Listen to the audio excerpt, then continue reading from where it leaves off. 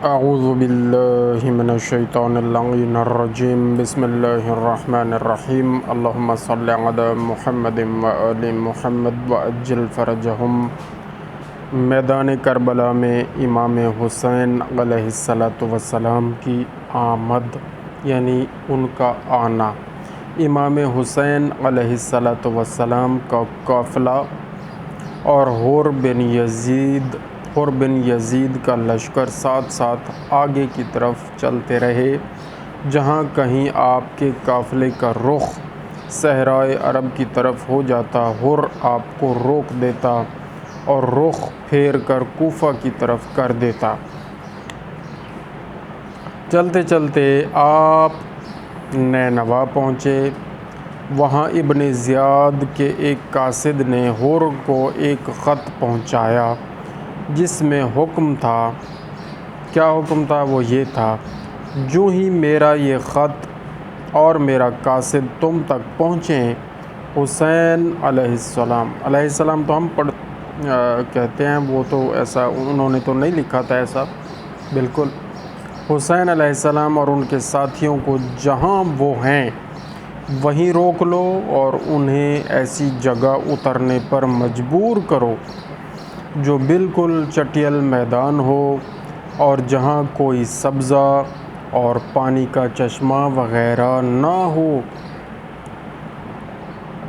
میرا یہ قاصد اس وقت تک تمہارے ساتھ ساتھ رہے گا جب تک مجھے یہ معلوم نہ ہو جائے کہ جو حکم میں نے تمہیں دیا ہے تم نے اس کی حرف بحرف تعمیل کی۔ یہ خط کس نے بھیجا تھا؟ ابن زیاد نے۔ ابن زیاد کون تھا؟ کوفہ کا گورنر تھا۔ کس نے بنایا؟ یزید پلید نے۔ ابن زیاد کو اس نے گورنر بنایا ہوا تھا کوفہ کا، اور خود کہاں بیٹھا تھا یزید؟ شام میں وہ اپنی حکومت کے تخت پر بیٹھا تھا۔ جیسے کہ ہمارا ملک پاکستان ہے تو ہمارا وزیر اعظم بیٹھتا ہے اسلام آباد، تو وہاں ان کا وزیر اعظم یا جو حکمران تھا یا بادشاہ تھا جو کہ ناجائز تھا، حور پلید، وہ شام بیٹھتا تھا۔ اور ہمارے 4 صوبے ہیں، صوبہ پنجاب، صوبہ سندھ، صوبہ بلوچستان اور صوبہ خیبر پختونخوا، اور ہر صوبے میں ایک وزیر اعلیٰ ہوتا ہے، ایک گورنر ہوتا ہے۔ تو اس وقت گورنر ہوتے تھے، جی ہاں، وزیر اعلیٰ بھی ہوتا ہے، وزیر اعظم۔ تو گورنر جو ہوتے ہیں وہ صوبوں میں بیٹھتے ہیں۔ صوبہ پنجاب کا جو گورنر ہے وہ دارالحکومت لاہور ہے، پنجاب کا دارالحکومت لاہور ہے، لاہور میں وہ گورنر ہاؤس میں بیٹھتا ہے۔ اسی طرح شام میں وہ بیٹھتا تھا یزید پلید، اس کا گورنر کوفے بیٹھتا تھا، ٹھیک ہے جی۔ اور ہر شہر کا انہوں نے مطلب اس زمانے میں یہی تھا، ہر شہر میں ایک گورنر ہوتا تھا جس کو اوپر بادشاہ اوپر سے حکم دیتا تھا، خط لکھتا تھا، وہ اس پہ عمل کرتے تھے۔ حور ظاہر ہے شروع میں ان کے ساتھ ہی تھے، وہاں بیٹھ جاؤ یا یہاں بیٹھ جاؤ۔ حور تو آخری رات واپس آئے تھے نا، حضرت امام حسین علیہ السلام کے پاس کب آئے تھے؟ آخری رات واپس آئے تھے، ٹھیک ہے نا، 9 محرم کی رات کو واپس آئے تھے حضرت حور۔ اس سے پہلے یزید کی فوج میں تھے اور امام حسین علیہ السلام کے مخالف تھے، اور امام حسین علیہ السلام کا راستہ انہوں نے ہی روکا تھا اور انہوں نے ہی اس کے حکم پہ یہ سارا کام کیا۔ اب دیکھو اتنا اذیت پہنچائی امام حسین کو اور ان کی اولاد کو اور ان کے سب گھر والوں کو اور ان کے اصحاب کو، لیکن ایک دفعہ چل کے آیا، معافی مانگی، امام نے معاف کر دیا۔ امام حسین علیہ السلام کتنے بڑے کریم ہیں، اللہ تعالیٰ نے انہیں کتنا رحم دیا ہے۔ جس طرح اللہ رحیم ہے اپنے بندوں پر، امام بھی اسی طرح رحیم ہوتا ہے۔ جس طرح اللہ کریم ہے، وہ اللہ ہے، یہ مخلوق ہیں لیکن اعلیٰ ترین مخلوق ہیں۔ اللہ اپنے بندوں پر رحم کرتا ہے، اس کا مظاہرہ یہ امام کر کے دکھاتے ہیں کہ دیکھو ہم بھی تو اللہ کے حکم سے رحیم ہیں، رحم کرتے ہیں، معاف کر دیا۔ ساری خطائیں معاف کر دیں، اور حضرت حر علیہ السلام ہو گئے۔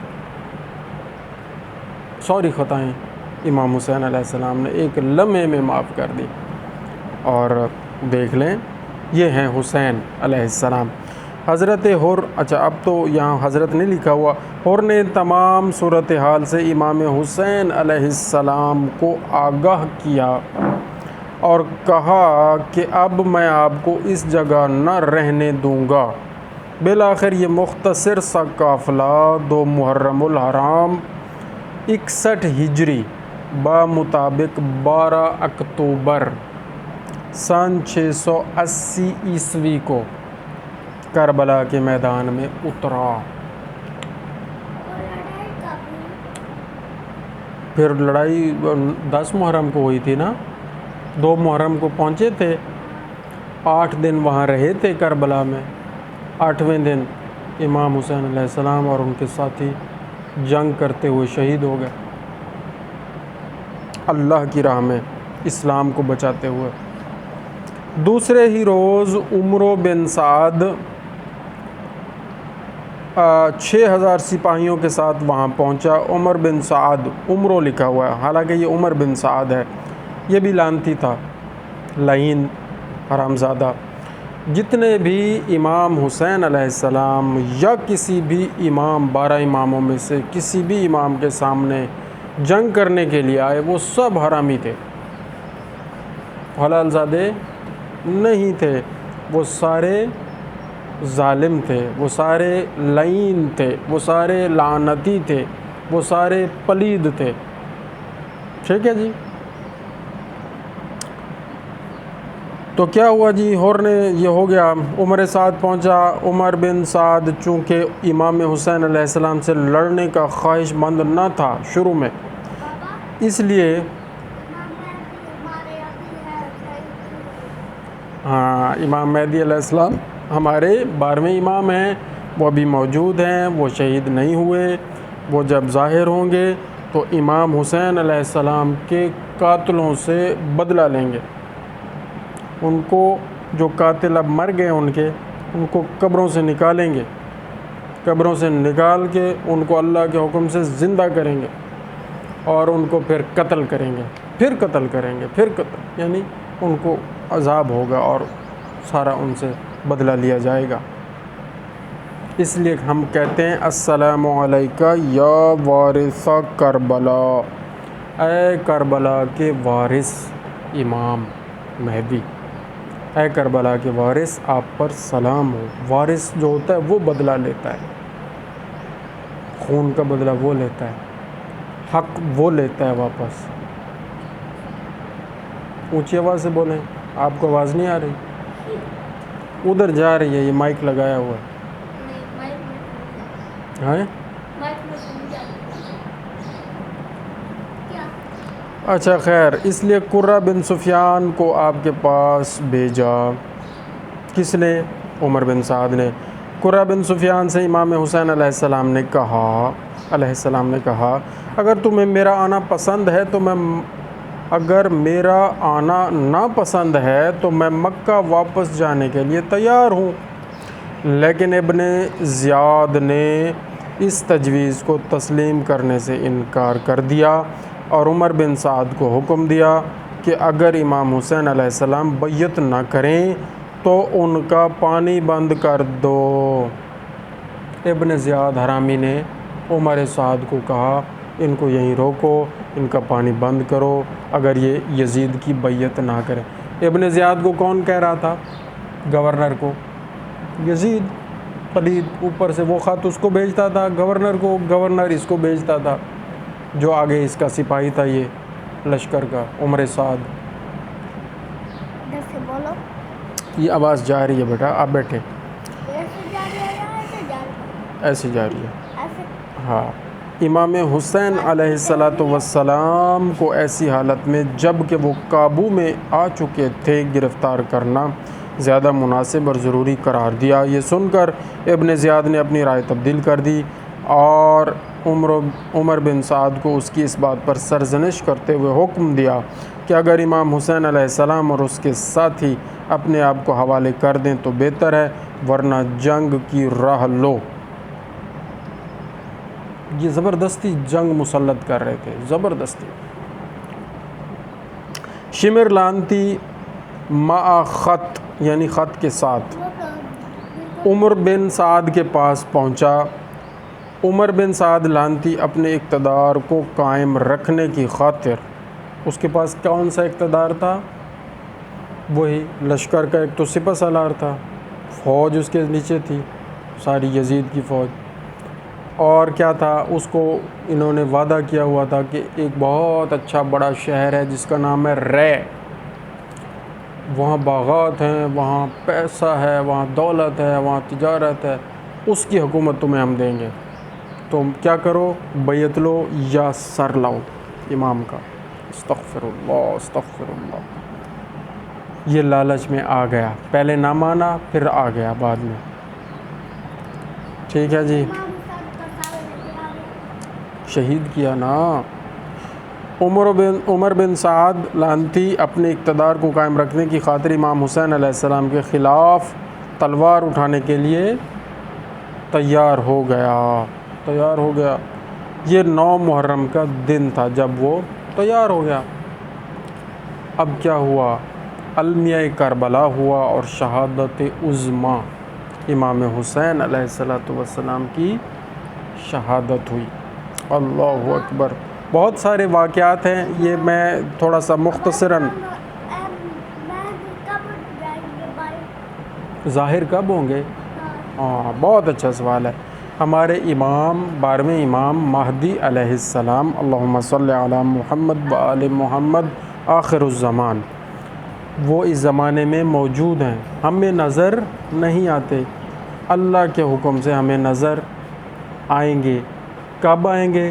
جب اللہ تعالیٰ کا حکم ہوگا، جب اللہ تعالیٰ چاہیں گے، ہمارے چاہنے سے نہیں ہوگا، کسی کے چاہنے سے نہیں ہوگا، اللہ کے حکم سے ہوگا۔ اللہ جب چاہیں گے امام ظاہر ہو جائیں گے اور آ کر اپنے دادا امام حسین علیہ السلام کے زخموں کا اور ان پر ہونے والے تمام مظالم کا بدلہ لیں گے، اور پوری دنیا میں اللہ کا اسلام دین نافذ کریں گے اور عدل کی حکومت بدلہ لیں گے، عدل کی حکومت قائم فرمائیں گے۔ اور یہ ویڈیو بن رہی ہے تو ادھر سے کوئی نہ آئے جائے۔ المیہ کربلا اور شہادت عظمیٰ۔ صلح کی آخری گفتگو ناکام ہونے کے بعد امام حسین علیہ السلام نے اپنے ساتھیوں سے فرمایا کہ جو جانا چاہتے ہیں انہیں میری طرف سے اجازت ہے۔ اس پر کچھ جان نثار اور اعزا باقی رہ گئے جنہوں نے آخری وقت تک ساتھ دینے کا عہد کیا۔ ان جان نثاروں کی کل تعداد 72 تھی۔ امام حسین علیہ السلام نے اس مختصر ترین فوج کو منظم کیا۔ دیکھو، صرف 72 فوجیوں کے ساتھ اتنی بڑی جنگ لڑی امام حسین نے علیہ السلام، اور جنگ بھی نہیں لڑی، مطلب دفاع بھی کیا، دین بھی بچایا، اور آخر میں صرف ایک جھلک دکھائی جنگ کی، آخر میں جنگ کر کے دکھائی تھی نا امام حسین علیہ السلام نے، کہ کہیں یہ نہ سمجھو کہ ہمیں جنگ کرنا نہیں آتی، ہم علی کے بیٹے ہیں، میں علی کا بیٹا ہوں، جنگ کر کے دکھا بھی دوں تمہیں پتہ چل جائے میں بہادر بھی ہوں، میں تم سے سب کچھ لے بھی سکتا ہوں، تمہیں جہنم بھی ابھی رسید کر سکتا ہوں۔ یہ تو حکم خدا ہے کہ میں یہ امتحان دے رہا ہوں، سمجھ آ رہی ہے نا۔ بہرحال یہ سنیں کیا ہے۔ ان جان نثاروں کی تعداد صرف 72 تھی۔ امام حسین علیہ السلام نے اس مختصر ترین فوج کو منظم کیا۔ میمنہ پر زبیر بن قیس کو اور میسرہ پر حبیب بن مطہر لکھا ہوا مظاہر، حبیب ابن مظاہر کو متعین کیا، اور علم حضرت عباس علیہ السلام کو مرحمت فرمایا۔ جنگ کے آغاز سے پیشتر اللہ تعالیٰ کے حضور دعا فرمائی اور ان سے اللہ سے تائید اور نصرت چاہی۔ اس کے بعد اتمام حجت کے لیے دشمنوں کی صفوں کی طرف متوجہ ہوئے اور فرمایا، امام نے کیا فرمایا؟ دشمنوں کو، یزید کی فوج کو، ابن زیاد لانتی کی فوج کو، عمر سعد لانتی کی فوج کو اور شمر لعین کی فوج کو کیا کہا؟ یہ فرمایا، اے لوگو جلدی نہ کرو، اے لوگو جلدی نہ کرو، پہلے میری بات سن لو، مجھ پر تمہیں سمجھانے کا جو حق ہے اسے پورا کر لینے دو، کیونکہ میں امام ہوں۔ امام پر حق ہے کہ سب کو سمجھا دے ایک دفعہ۔ اب کوئی نہ سمجھے تو کل کو جہنم میں جاتے ہوئے وہ یہ تو نہ کہے کہ ہمیں تو پتہ ہی نہیں تھا، ہمیں تو سمجھایا ہی نہیں تھا۔ تو یہ فرمایا امام نے، مجھ پر تمہیں سمجھانے کا جو حق ہے اسے پورا کر لینے دو اور میرے آنے کی وجہ بھی سن لو۔ اگر تم میرا عذر قبول کر لو گے اور مجھ سے انصاف کرو گے تو تم انتہائی خوش بخت انسان ہوگے، یعنی تمہارا ہی فائدہ ہے، تمہیں جنت مل جائے گی، تم بخشے جاؤ گے، تم گناہ سے بچ جاؤ گے۔ لیکن اگر تم اس کے لیے تیار نہ ہوئے تو تمہاری مرضی، پھر تمہاری مرضی ہے، جو چاہو کرو۔ تم اور تمہارے شریک مل کر میرے خلاف زور لگا لو اور مجھ سے جو برتاؤ کرنا چاہتے ہو کر ڈالو، اللہ تعالیٰ میرا کارساز ہے اور وہی اپنے نیک بندوں کی مدد فرماتا ہے۔ یہ فرما دیا۔ جو ہی آپ تقریر کے اس حصے پر پہنچے تو خیموں سے اہل بیت کی مستورات کی شدت رنج سے چیخیں نکل گئیں۔ خیمے لگے ہوئے تھے نا صاحب، وہ بھی سن رہے تھے، تو ان کی چیخیں نکل گئیں۔ آپ تھوڑی دیر کے لیے رک گئے اور اپنے بھائی حضرت عباس علمدار علیہ السلام کو انہیں چپ کرانے کے لیے بھیجا۔ جب خاموشی طاری ہوئی تو آپ نے اپنی تقریر کو جاری رکھتے ہوئے فرمایا، کیا فرمایا؟ لوگو تم میرے حسب و نسب پر غور کرو اور دیکھو کہ میں کون ہوں۔ اللہ اکبر، کوئی عام ہستی ہوں؟ امام حسین علیہ السلام۔ اپنے گریبانوں میں منہ ڈالو اور اپنے آپ کو ملامت کرو۔ تم خیال کرو، کیا تمہیں میرا قتل اور میری توہین زیب دیتی ہے؟ امام نے بڑا سمجھایا، وہ سمجھے نہیں۔ ہائے ہائے، کیا تم خیال کرو، کیا تمہیں میرا قتل اور میری توہین زیب دیتی ہے؟ کیا میں تمہارے نبی کا نواسا اور ان کے چچیرے بھائی کا بیٹا نہیں ہوں؟ جیسے حضرت ندیم سرور نے اور ان کے بیٹوں نے، سید ہیں، سعادات ہیں اور نیک متقی ہیں، انہوں نے بھی تو یہ نوحہ پڑھا ہے نا، کیا محمد کا پیارا نہیں ہوں، کیا نبی کا نواسا نہیں ہوں؟ یہ یہاں سے لیا ہے، یہ نوحے ایسے نہیں لکھ دیتے، جو فرمایا گیا ہے نا اس میں سے نکال کے جملے لکھتے ہیں، فقرے لکھتے ہیں، مصرے بناتے ہیں، نوحہ پھر بنتا ہے، منقبت پھر بنتی ہے، قصیدہ پھر بنتا ہے، مجلس پھر بنتی ہے، اپنی طرف سے نہیں بنتی۔ ہاں، جو اپنی طرف سے کرتا ہے وہ تو جواب دے گا۔ تو یہ وہ جملہ تھا جہاں سے وہ نوحہ نکالا ہے۔ کیا فرمایا امام نے؟ کیا میں تمہارے نبی کا نواسا نہیں ہوں اور ان کے چچیرے بھائی یعنی چچا کے بیٹے امام علی علیہ السلام کا بیٹا نہیں ہوں، جنہوں نے سب سے پہلے اللہ تعالیٰ کی آواز پر لبیک کہی یا لبیک کہا اور اس کے رسول صلی اللہ علیہ وآلہ وسلم پر ایمان لائے؟ کیا سید الشہداء حضرت امیر حمزہ علیہ السلام میرے والد کے چچا نہ تھے؟ میرے والد کے چچا نہ تھے حضرت امیر حمزہ؟ حضرت امیر حمزہ بھی مولا علی علیہ السلام کے چچا تھے، وہ بھی بہت بہادر تھے، وہ بھی جنگ لڑتے تھے، وہ پھر جنگ لڑتے ہوئے وہ بھی شہید ہو گئے تھے، ٹھیک ہے نا۔ ہاں، کیا جعفر طیار علیہ السلام میرے چچا نہ تھے؟ حضرت امام حسین علیہ السلام کے چچا کون ہیں؟ حضرت جعفر طیار، مولا علی علیہ السلام کے بھائی، وہ بھی بہت بہادر تھے، وہ بھی جنگ کرتے ہوئے حضرت عباس کی طرح ان کے بھی بازو شہید ہوئے، دونوں بازو شہید ہو گئے۔ اور ان کے بارے میں حضور پاک صلی اللہ علیہ وآلہ وسلم نے فرمایا ہے کہ حضرت جعفر طیار جنت میں اللہ تعالیٰ نے ان کو پر عطا فرمائے ہیں، بازوؤں کی جگہ، وہ جنت میں اڑتے ہیں، جہاں چاہتے ہیں وہاں اڑ کے جاتے ہیں، حضرت جعفر طیار۔ تو کیا فرمایا امام حسین علیہ السلام نے؟ کیا جعفر طیار میرے چچا نہ تھے؟ کیا تمہیں رسول اللہ صلی اللہ علیہ وآلہ وسلم کا وہ قول یاد نہیں جو انہوں نے میرے اور میرے بھائی کے بارے میں فرمایا تھا؟ امام حسین علیہ السلام کے بھائی امام حسن علیہ السلام، بڑے بھائی تھے نا، ان کے بارے میں حضور پاک صلی اللہ علیہ وآلہ وسلم نے فرمایا تھا کہ دونوں بھائی نوجوانان جنت کے سردار ہوں گے۔ دونوں بھائی، امام حسن علیہ السلام بھی اور امام حسین علیہ السلام بھی، دونوں نوجوانان جنت کے سردار ہوں گے۔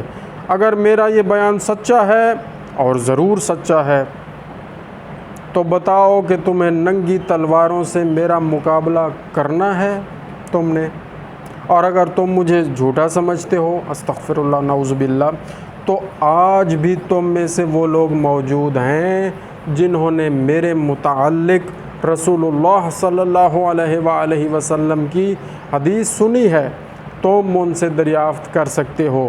تم مجھے بتاؤ کیا آپ کی اس حدیث کی موجودگی میں بھی تم میرا خون بہانے سے باز نہیں رہ سکتے؟ بڑا سمجھایا امام نے کہ تم جہنم سے بچ جاؤ۔ امام نہیں ڈرتے تھے موت سے، شہادت سے، یہ چاہتے تھے کہ یہ بچ جائیں، ان کا انجام اچھا ہو جائے۔ وہ تو آئے ہوئے تھے، امام شہادت دینی تھی، اللہ کی رضا اسی میں تھی، تو امام تو حاضر تھے، لیکن ان کو بھی تو سمجھانا تھا۔ نہیں سمجھ آ رہی ہے نا سمجھ؟ ویری گڈ، میرے طوطے کو سمجھ آ رہی ہے، ویل ڈن۔ ہاں، لیکن کوفیوں اور ان کے سرداروں پر کوئی اثر نہ ہوا، صرف حر بن یزید، صرف حر، جس کا پورا نام حضرت حر بن یزید تمیمی، اس پر آپ کی اس تقریر کا بڑا اثر ہوا، اور وہ یہ کہتے ہوئے کہ یہ جنت یا دوزخ کے انتخاب کا موقع ہے، میں نے جنت کا انتخاب کر لیا ہے، خواہ مجھے ٹکڑے ٹکڑے کر دیا جائے یا جلا دیا جائے۔ وہ یہ کہتے ہوئے امام کے لشکر میں شامل ہو گیا۔ حضرت امام حسین علیہ السلام کے لشکر میں شامل ہوا۔ اس کے بعد شخصی مبارزت کے طریقے سے جنگ کا آغاز ہوا، یعنی ایک آدمی گیا، شخصی مبارزت، ایک آدمی جاتا تھا، وہ پوری جنگ لڑتا تھا، پھر جب وہ شہید ہوتا تھا پھر دوسرا جاتا تھا۔ آپ کہیں گے جی 72 سارے اکٹھے چلے جاتے تو وہ 2 4 5 منٹ کی جنگ ہوتی، پتہ ہی نہ چلتا، اور اتنے واقعات سارے، جتنی کربلا اب محفوظ ہے کہ حضرت حر نے کیسے جنگ کی، حضرت علی اکبر نے کیسے کی، حضرت علی اصغر نے کیا کہا، حضرت علی قاسم نے کیسے جنگ کی، حضرت زہیر بن کین نے کیسے جنگ کی، 72 کے 72 شہداء، اب مجھے سب کے نام نہیں یاد، امام حسین علیہ السلام کے بیٹوں نے کیسے جنگ کی، ہیں جی، امام علی علیہ السلام کے بھی اور بیٹے حضرت عباس نے کیسے جنگ کی، پورے واقعات ہیں نا۔ تو ان واقعات، یہ پھر سارے نہ ہوتے، پھر سارے واقعات نوٹ نہ ہوتے، تحریر نہ ہوتے، تاریخ کا حصہ نہ بنتے، وہ تو ایک کربلا 5 منٹ کی ایک تاریخ ہوتی جو لوگ بھول جاتے۔ امام نے اس کو محفوظ کرنا تھا، امام نے ایسی اسٹریٹجی بنائی کہ جنگ پورا دن چلے، اور ایک بہادر جا کر پوری جنگ کر کے دکھائے، اور ان کے بھی جتنے جہنم بھیج سکتا ہے وہ بھیجے، ان کو بھی پتہ چلے کہ یہ عام ہستیاں نہیں ہیں، اور پھر ان پر حجت بھی تمام ہو۔ ایک اگر شہید ہو گیا اس کے بعد شاید کوئی آ جائے۔ اور کئی لوگ ایسے یزید کی فوج سے آخر تک شامل ہوتے رہے امام کی فوج میں، کئی لوگ وہ بچ گئے، وہ جنت میں جائیں گے جو ادھر سے ادھر آ گئے تھوڑی ہی دیر کے لیے۔ پہلے ظالم تھے، ادھر جب آ گئے تو امام کے ساتھ مل گئے، جنتی بن گئے، کیونکہ جنت کے سردار ہی امام ہے۔ تو یہ اس لیے کیا تھا، ایک ایک کو بھیجا، اس میں بڑی حکمتیں ہیں، وہ پھر انشاءاللہ پھر کبھی۔ تو کیا ہوا جی، جنگ کا آغاز ہوا جس میں اہل بیت اطہار کا پلہ بھاری رہا۔ یہ دیکھ کر ابن سعد لانتی نے عام حملہ کا حکم دے دیا۔ فدائیان و اراکین اہل بیت نے دشمنوں کی یلغاروں کا پوری قوت ایمانی سے ڈٹ کر مقابلہ کیا۔ فدائی ایک ایک کر کے کٹ مرے لیکن میدان جنگ سے منہ نہ پھرا۔ دوپہر تک امام حسین علیہ السلام کے بیشتر آدمی شہید ہو چکے تھے، چنانچہ اب باری باری حضرت علی اکبر، حضرت عبداللہ بن مسلمہ، جعفر طیار کے پوتے عدی، عقیل کے فرزند عبد الرحمن، حضرت حسن علیہ السلام کے صاحبزادے حضرت قاسم اور ابو بکر وغیرہ میدان میں اترے اور جنگ کرتے ہوئے شہید ہوئے۔ ان کے بعد پھر امام حسین علیہ السلام آئے آخر میں، حضرت عباس بھی شہید ہو گئے۔ دشمنوں نے ہر طرف سے آپ پر یلغار کی، حملہ کیا۔ یہ دیکھ کر آپ کے بھائی عباس، عبداللہ، جعفر اور عثمان آپ کی حفاظت کے لیے ڈٹ گئے، مگر چاروں نے شہادت پائی۔ اچھا، یہ یہاں پہ اس طرح لکھا ہوا ہے، دیکھیں جی، مختلف بکس میں روایات مختلف ہیں۔ یہ جو کتاب ہمارے سامنے موجود ہے اس کا نام ہے 12 امام، اور یہ علامہ مفتی محمد فیاض چشتی جو اہل سنت ہیں ان کی لکھی ہوئی ہے، تالیف کی ہوئی ہے۔ تو ہم وہاں سے یہ سارے واقعات آپ کے سامنے بیان کر رہے ہیں۔ تو اس میں کچھ چیزیں ظاہر ہیں ہمارے عقائد سے تھوڑی بہت ٹکرا جاتی ہیں، تو بہرحال بیشتر چیزیں اس میں صحیح لکھی ہوئی ہیں۔ مثلا جیسے ہم یہ کہتے ہیں کہ پہلے سب شہید ہو گئے تھے اور آخر میں امام حسین علیہ السلام نے جنگ کی تھی، تو یہاں انہوں نے یہ لکھا کہ پہلے امام حسین علیہ السلام گئے اور ان کے بھائی عباس، عبداللہ، جعفر اور عثمان آپ کی حفاظت کرتے ہوئے شہید ہوئے۔ تو یہ اس طرح تھوڑے بہت کنٹروورشل چیزیں ہیں۔ بہرحال مدعا ایک ہی ہے، واقعہ کربلا کا انکار نہیں کیا گیا، لکھا گیا تفصیل سے اس کو، واقعات اس میں تھوڑا بہت اوپر نیچے ہو سکتا ہے۔ امام حسین علیہ السلام تنہا میدان میں جمع ہوئے تھے، عراقیوں نے آپ کو ہر طرف سے گھیر لیا، نرغہ میں لیا، مگر شہید کرنے کی کسی کو بھی جرأت نہ ہو رہی تھی، کیونکہ کوئی نہ چاہتا تھا کہ یہ گناہ اس کے سر ہو۔ حرام زادے تھے سارے، اتنا بڑا گناہ کر چکے تھے، کر رہے تھے، اتنے لوگ شہید کر رہے تھے، اور پھر امام حسین علیہ السلام کی شہادت پر تلے ہوئے تھے، ٹھیک ہے نا جی۔ اور شمر لانتی تو آخر میں اسی نے، اور بھی بہت سارے نام ہیں، حسین بن نمیر ہے ایک حرامی، ایک بجدل ہے حرامی، یہ سارے امام پر آئے، حملہ کیا اور امام کو، ان سب کا نام امام کے قاتلوں میں ہے۔ اور آج بھی امام حسین علیہ السلام کو اس دور میں جن لوگوں نے شہید کیا، اور آج جو امام کی شہادت پر رنج نہیں کرتا اور اندر سے خوش ہوتا ہے، تو وہ بھی یزیدیوں کے ساتھ شامل ہوگا قیامت والے دن۔ اس کا حشر بھی یزیدیوں کے ساتھ ہوگا کہ وہ راضی رہا، امام کی شہادت پر راضی ہو گیا، خوش ہو گیا۔ اس کا مطلب ہے اس کا ذہن، دل، دماغ یزیدیوں کے ساتھ ہے۔ اور جو آج بھی روتا ہے، آج بھی غم مناتا ہے، آج بھی رنجیدہ ہوتا ہے امام کی شہادت پر، ان کے بچوں کی شہادت پر، ان کے صحابیوں کی شہادت پر، کربلا والوں کی شہادت پر، 72 شہداء پر، جو آج بھی روتا ہے، جو آج بھی غم مناتا ہے، جو آج بھی نوحہ پڑھتا ہے، جو آج بھی ماتم کرتا ہے، کسی بھی رنگ میں غم مناتا ہے، مجلس کرتا ہے، مجلس سنتا ہے، وہ آج بھی امام کے ساتھیوں میں شامل ہے اور قیامت والے دن بھی امام کے ساتھ شامل ہوگا اور امام کے ساتھ ہوگا اور امام کے ساتھیوں میں 72 شہدائے کربلا میں ہوگا۔ ایچے نہ کریں۔ سمجھ آ رہی ہے بچوں؟ آپ کو آ رہی ہے؟ Very good. امام حسین علیہ السلام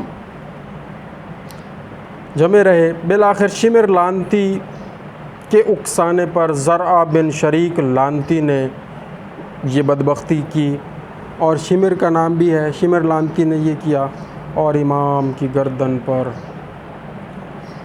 تلوار چلائی اور امام کو شہید کیا۔ 13 ضربوں کا بھی ذکر ہے۔ شہادت بڑی مشکل ہے، ہم بیان نہیں کر سکتے، ہمارا اتنا دل جگر نہیں ہے، ہم مصائب امام حسین علیہ السلام کی شدت برداشت نہیں کر سکتے۔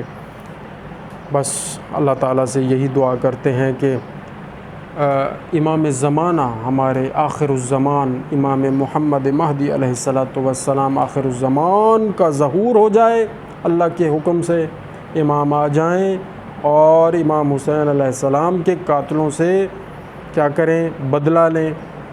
بی بی سیدہ فاطمۃ الزہرا سلام اللہ علیہا پر ظلم کرنے والوں سے بدلہ لیں، تمام اہل بیت اطہار پر ظلم کرنے والوں سے بدلہ لیں، اور اللہ کا حکم پوری کائنات میں نافذ کریں، عدل قائم کریں، نیکی کی حکومت قائم ہو، برائیاں ختم ہو جائیں اور ہم اس حکومت امام میں زندگی گزاریں۔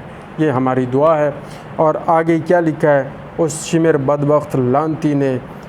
اچھا پھر کیا آگے سنیں۔ سنان بن انس نے تیر چلایا، آپ گر گئے، ان کے گرنے پر شمر ذل جوشن لانتی آپ کی طرف بڑھا، اور تو اس کی برس زدہ شکل، اس کے چہرے پر برس کے نشان تھے، اس کی شکل بڑی گندی تھی، کتے کی طرح اس کی شکل تھی، کتے کی طرح تھی اس کی شکل۔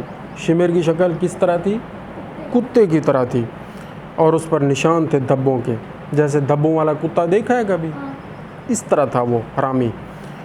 اس کی شکل دیکھتے ہی امام حسین علیہ السلام نے فرمایا کہ میرے نانا رسول خدا صلی اللہ علیہ وآلہ وسلم نے فرمایا تھا کہ میں ایک دھبے دار کتے کو دیکھتا ہوں کہ وہ میرے اہل بیت کے خون سے ہاتھ رنگتا ہے۔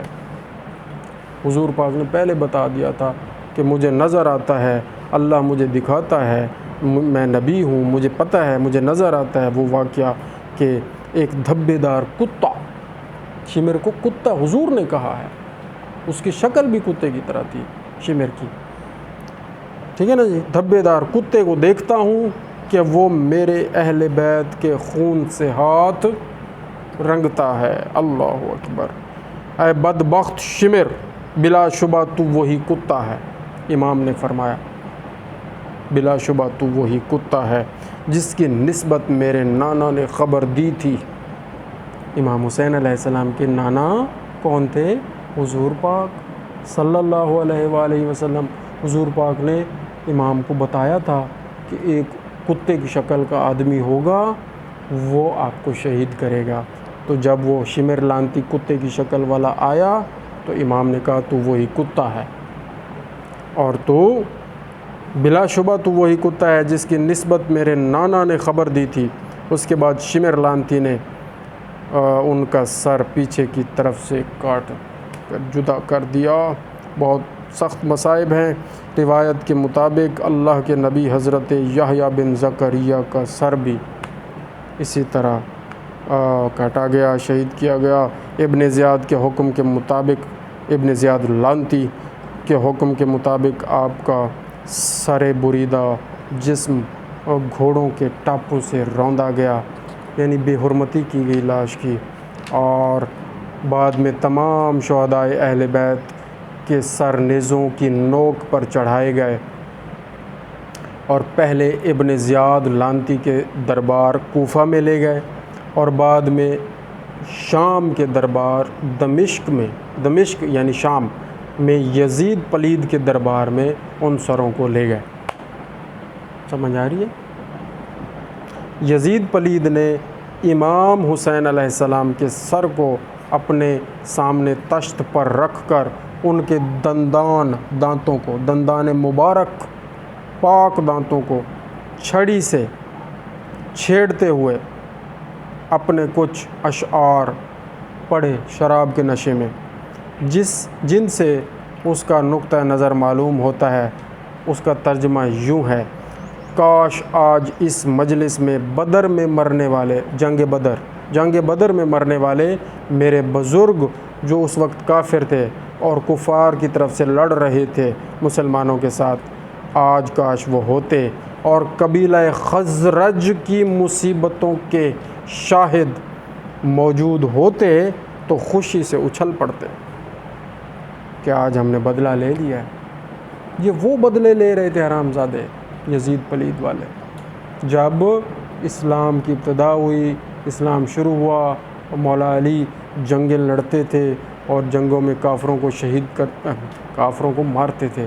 مسلمان تو شہید ہوتا ہے، کافر تو مرتا ہے، پھر نار ہوتا ہے، جہنم میں جاتا ہے۔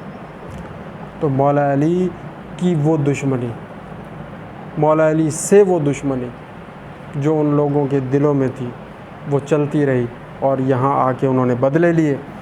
تو وہ کیا کہتا ہے یزید پلید؟ اگر وہ ہوتے تو وہ خوشی سے اچھل پڑتے اور کہتے: شاباش اے یزید لعنتی، تیرا ہاتھ شل نہ ہو، تیرا ہاتھ شل ہو یزید پلید۔ یہاں تو یہ لکھا ہے کہ تیرا ہاتھ شل نہ ہو، تم نے ان کے بزرگوں کو قتل کیا اور بدر کا انتقام لے لیا۔ یزید بڑا پلید تھا، حرام زادہ تھا۔ بنی ہاشم سلطنت سے کھیل رہے تھے اور نہ آسمان سے کوئی وحی نازل ہوئی نہ کوئی فرشتہ آیا۔ یزید پلید نے کیا کہا کہ بنی ہاشم یعنی حضور پاک صلی اللہ علیہ وآلہ وسلم سلطنت سے کھیل رہے تھے، بس ایک بادشاہت بنائی ہوئی تھی، استغفر اللہ نعوذ باللہ، نہ آسمان سے کوئی وحی نازل ہوئی، یعنی کوئی وحی نہیں آئی۔ یزید پلید مکر گیا، اصل میں وہ کافر مرتد ہو گیا تھا۔ یہ تو اس نے صرف حکومت قابو کرنے کے لیے لبادہ اڑا ہوا تھا کہ جی میں مسلمان ہوں، مسلمان تو نہیں تھا وہ، ٹھیک ہے نا جی۔ اس نے کیا کہا جی نہ آسمان سے کوئی وحی نازل ہوئی نہ کوئی فرشتہ آیا، اس کا مطلب ایک کافر ہو گیا وہ۔ اصول دین کیا ہے؟ اللہ پر ایمان، ٹھیک ہے نا جی، نبوت پر ایمان، اللہ کی عدالت پر ایمان، عدل کہ اس نے جس کو نبی بنایا، جس کو امام بنایا، ٹھیک بنایا، عدل ہے یہ۔ اور تیسرے کیا ہے؟ نبوت پر ایمان، ٹھیک ہے نا جی۔ پھر ہے امامت پر ایمان، تو اس نے کیا کہا کوئی وحی نہیں آئی، وحی آئی ہی نہیں نبی پر، تو اس نے نبی کو ہی جھٹلا دیا، نبوت پر ایمان ختم ہو گیا، اصول دین سے نکل گیا، کافر ہو گیا، قرآن مجید سے انکار کر دیا اس نے، وحی نہیں آئی، کافر ہو گیا، ٹھیک ہے نا جی۔ اس لیے ہم اس کو لعنتی کہتے ہیں، اس لیے پلید کہتے ہیں، اس لیے حرامی کہتے ہیں، اس لیے حرام زادہ کہتے ہیں، اس کو سب کچھ کہتے ہیں، کیونکہ وہ مرتد ہو گیا، کافر ہو گیا، ٹھیک ہے نا جی۔ اور کچھ لوگ ہیں جو اس کو رضی اللہ کہتے پھر رہے ہیں، اس کو رضی اللہ کہو جی، اس کا کوئی قصور نہیں ہے، وہ اس کے تو یہ الفاظ ہیں، اس کا کوئی قصور نہیں ہے، تو قصور کس کا ہے پھر تھوڑا ہی قصور ہے بھائی، تھوڑی اماں دا قصور ہے جنہی وجہ کروں تھوڑے دلیں یزید دی محبت قائم ہے۔ استغفر اللہ۔ اس شعر کو سن کر اور یزید کا فخری انداز دیکھ کر دربار میں موجود ایک یہودی سفیر، دربار میں یہودی سفیر تھے بہت سارے، 700 کرسی لگی ہوئی تھی۔ یہودی سفیر نے کہا کہ میں حضرت موسیٰ علیہ السلام کی اولاد میں سے ہوں، میرے اور ان کے درمیان میں 70 پشتیں گزر چکی ہیں، مگر اس کے باوجود یہودی اب تک میری بے حد عزت و تکریم کرتے ہیں، میری بے حد عزت و تکریم کرتے ہیں۔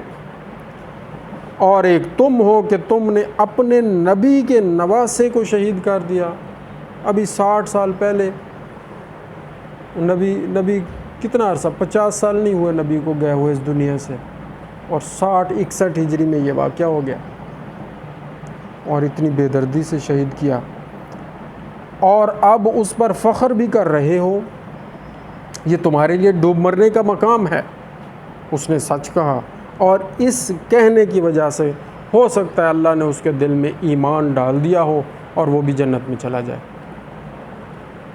ایک ایک جملہ اگر آپ اہل بیت کی فیور میں کہیں گے کہیں بھی، اس کا بھی اجر ہے، کوئی بھی کہے گا اس کا بھی اجر ملے گا، وہ بھی ضائع نہیں ہوگا۔ ایک ایک جملہ، کوئی ایک لفظ اگر اہل بیت کی فیور میں کہیں گے، جہاں بیٹھ کے کہیں، اکیلے بیٹھ کے کہیں، محفل میں بیٹھ کے کہیں، گھر میں بیٹھ کے کہیں، باہر بیٹھ کے کہیں، جہاں کہیں حق بات کہیں، اہل بیت کی فیور کریں، تو اللہ تعالیٰ جو امام حسین علیہ السلام اور ان کے شہداء اور اہل بیت رسول اللہ کی فیور میں بولے گا، اللہ اس کی فیور میں آ جائے گا، اللہ اس کی سپورٹ میں آ جائے گا، اس کے بگڑے ہوئے کام بن جائیں گے، اس کے مسئلے مسائل حل ہو جائیں گے، اس کو وہ چیزیں مل جائیں گی جو وہ نہیں کر سکتا۔ جی میرا ذاتی تجربہ ہے، یہ میرے ساتھ ہوا ہے، اور آپ کو پتہ ہے سارا ہوتا رہا کہ نہیں ہوتا رہا۔ ہائے ہائے اللہ اکبر۔ ایک کوئی ہے، کون ہے جی، گبن کے الفاظ میں اس کا ذکر کیا ہے، جس کا ترجمہ پیش خدمت ہے: اس طرح زمانے کے پارسا ترین انسانوں میں سے ایک کا خاتمہ ہو گیا، اور اس کے ساتھ اس کے خاندان کے تمام مرد بھی ختم ہو گئے، سوائے امام زین العابدین علی ابن حسین علیہ السلام، جو بیماری کی وجہ سے جنگ میں شرکت نہ کر سکے، اور امام محمد باقر بن علی کے جو اس وقت بچے تھے۔ یعنی صرف یہ دو ہستیاں بچ گئیں مرد حضرات میں سے، اور باقی تمام شہید ہوئے، اور کچھ خواتین اور بچے بچے جو واپس آئے۔ بہت سارے واقعات ہیں، انشاءاللہ ہم آپ کے سامنے بیان کرتے رہیں گے۔ اللہ تعالیٰ سے دعا کرتے ہیں، یا اللہ کریم ہماری یہ عبادت اپنی بارگاہ میں قبول و مقبول فرما۔ امام حسین علیہ السلام کا ذکر، حضور پاک صلی اللہ علیہ وآلہ وسلم کا اور ان کے پیارے نواسے کا ذکر، اور ان کے اہل بیت اطہار کا ذکر، یہ جو ہم نے کیا ہے آپ کی دی ہوئی طاقت و توفیق سے کیا ہے، یہ قبول فرمائے یا اللہ۔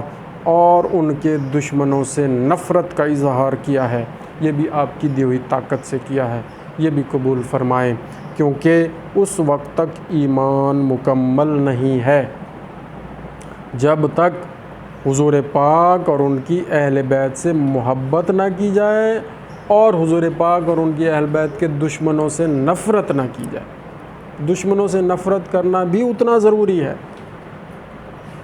جتنا محبت کرنا ان سے ضروری ہے۔ اہل بیت سے محبت جتنی ضروری ہے، اتنی ان کے دشمنوں سے نفرت ضروری ہے۔ یہ نہیں ہو سکتا کہ ہم اہل بیت سے بھی محبت کریں اور ان سے محبت کا دعویٰ رکھیں، اور جنہوں نے ان کو قتل کیا، ان کو شہید کیا، ان پر ظلم کیے، ان سے بھی محبت رکھیں۔